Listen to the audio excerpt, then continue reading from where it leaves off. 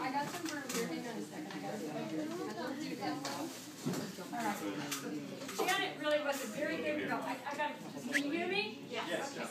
Janet was a very good girl. Really, we don't have anything in the black evidence book against her at all, except there was one little failing that she had.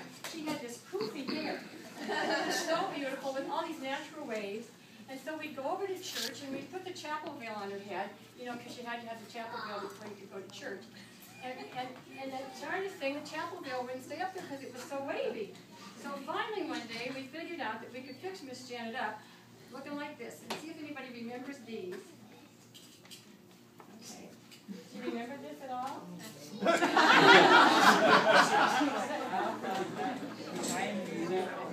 girls, do you remember this? Anybody remember that? Okay. Well, this is what we had to do for Janet every time we took her to church because we knew for a fact that she could never keep her chapel veil on. So how does it feel, Janet, to go back to the fourth grade? Doesn't she look lovely?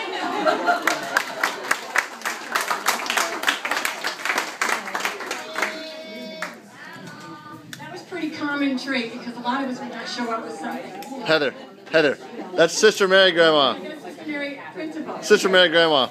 Now, no one would suspect that this young lady here would ever do anything bad, would you?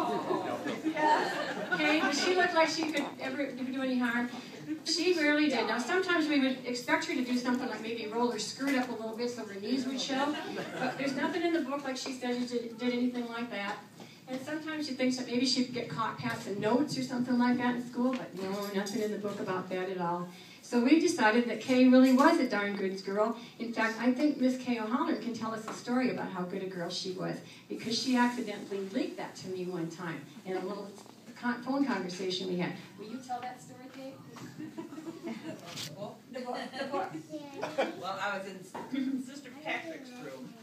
She was quite a character. I don't remember what somebody did, but we were all getting punished. And we were supposed to put our heads down, and Sister Patrick came along, was hitting you on the top of the head with a book.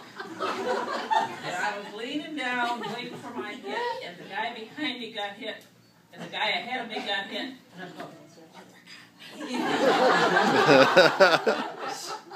So that's a true, honest, good girl. Nothing in the black book. She doesn't have to pay any consequences. And you just have to wear that for the rest of the night. There's another story that goes at somebody's head.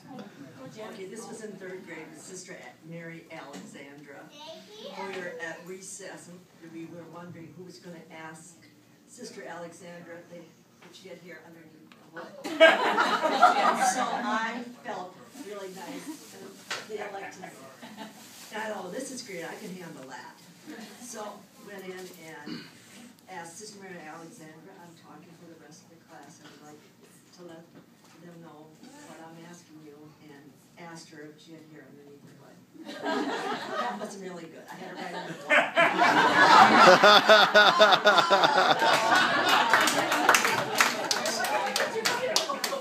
I will respect my elders.